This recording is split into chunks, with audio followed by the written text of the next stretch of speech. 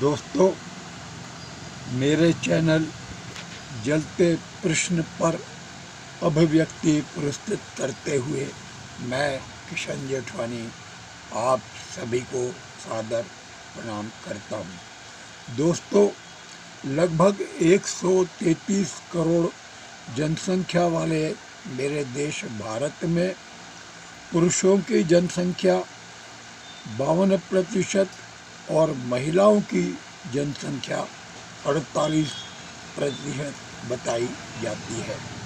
दोस्तों, मेरे देश में नारी को बहुत ऊंचा दर्जा दिया गया है।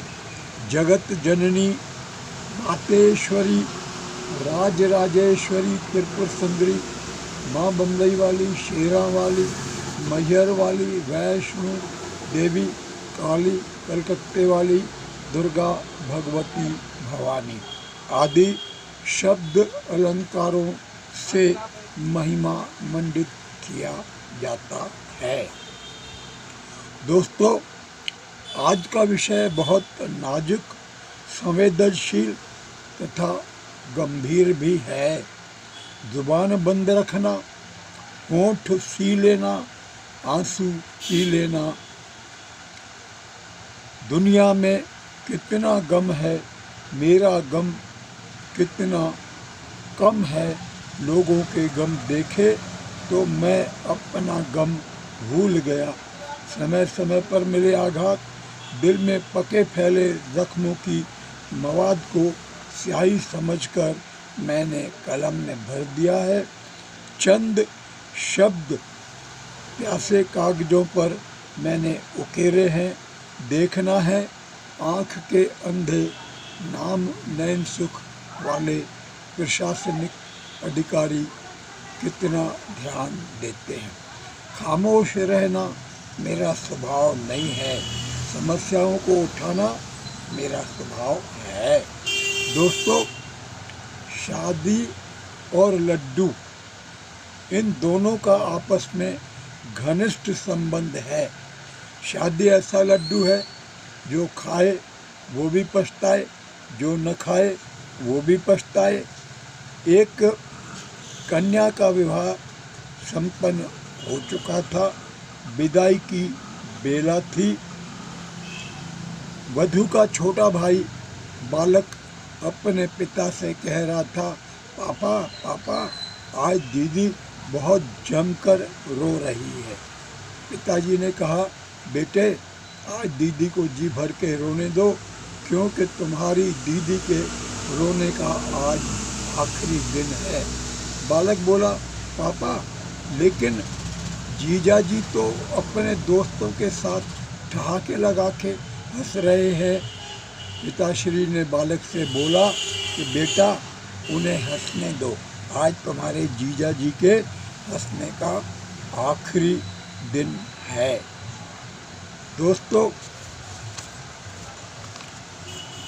जिस परिवार का रिमोट बहू के मायके वालों के हाथ में होता है, उस घर में कलह को कोई नहीं बचा सकता। एक कड़वा सच यह भी है कि औरत ही औरत की दुश्मन होती है। औरत ही औरत का घर बर्बाद और तबाह करती है। पुरुषों को अपने सौंदर्य जाल में, रूप जाल में फंसाना, रिश्ते बनाने में औरतें बहुत महारत रखती हैं। दोस्तों, शादी के बाद मनुष्य मुसीबतों के चक्रव्यूह में फंस जाता है। उसे अपनी धर्मपत्नी की हर मांग पूरा करना पड़ती है। मर्द को अपना सुख, चैन, अमन, शांति, पुरुषार्थ, वीरता, शक्ति और स्वास्थ्य बहुत कुछ खोना पड़ता है। बदले में उसे मिलता है पत्नी का सहवास। एक फिल्म में संवाद कहा गया था कि यह सारा लफड़ा कटी और कटी के नीचे का है। दोस्तों, उसने कहा था, कितने मासूम लग रहे हो तुम, मुझे तो मुझे ज़माने को ठग रहे हो तुम। कहते हुए उसने कहा, मुझसे दोस्ती करोगे? अगले दिन मैंने अखबार में यह समाचार पढ़ा कि समथिंग समथिंग के आरोप में पुलिस ने उसे जेल पहुंचा दिया और वह कह रहा था, याद रहेगा, मुझे याद रहेगा यह चित्र। मैंने पूछा, कौन सा मित्र? बोला, तेरिया चरित्र। दोस्तों, ऐसी अनेक घटनाएं इन दिनों सामने आई हैं जब महिलाओं की, औरतों की प्रताड़ना से तंग आकर पुरुषों ने आत्महत्याएं की हैं। ऐसी कई घटनाएं विगत दिनों सामने आई।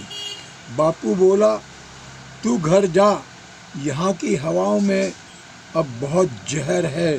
दूर दूर तक श्वेत नागिनें लहरा रही हैं। पश्चिमी सभ्यता की सर्द हवाएं मचल रही हैं। मुझे डर है कहीं तुझे ये डस न लें। आधी आबादी अब भारत में परिवारों की बर्बादी का कारण बनती जा रही है। अधिकांश औरतें माल, टीवी, सीरियल, ब्यूटी पार्लर, सौंदर्य प्रसाधन, मोबाइल, फैशनेबल वस्त्र आदि की दीवानी हैं। घर परिवार रिश्ते जाए भाड़ में।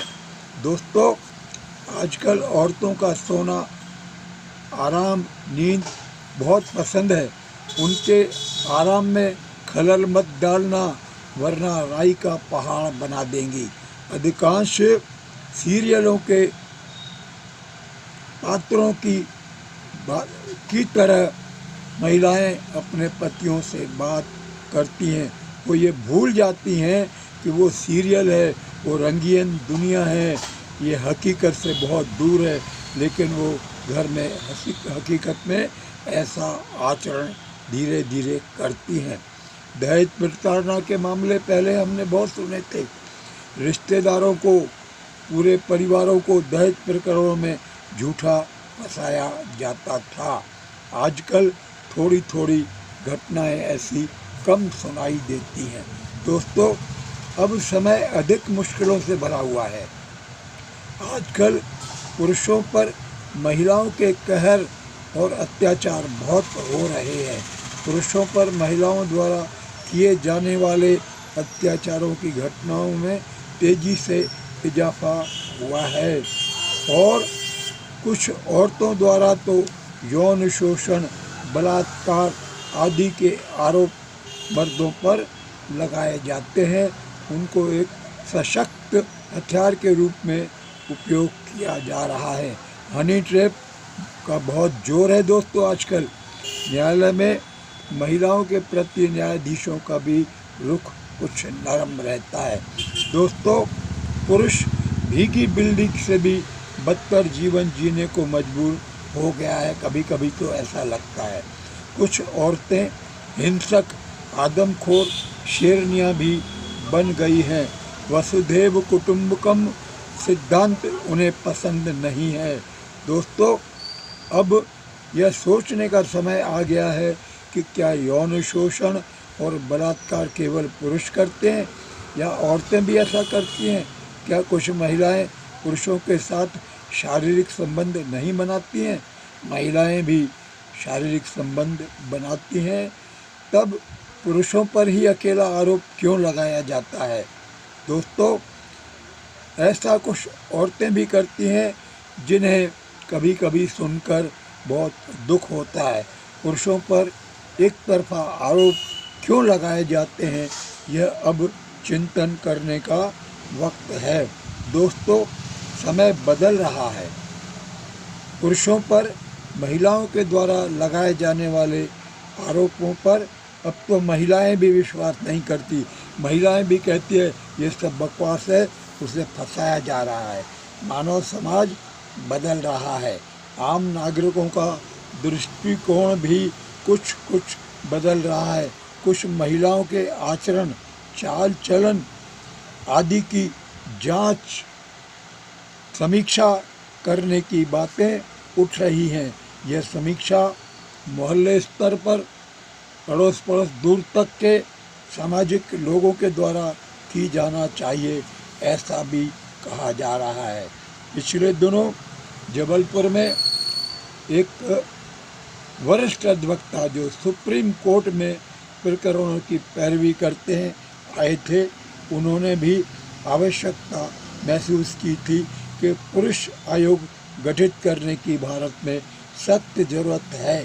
ऐसा उनने भी मुद्दा उठाया, पत्रकारों से चर्चा में ऐसी बातें कहीं।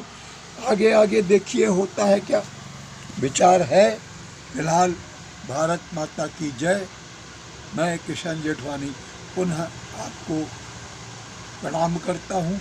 समाज में कुछ परिवर्तन होना चाहिए, सुख शांति चारों दिशाओं में होना चाहिए, ये हमारी अपेक्षा है। धन्यवाद।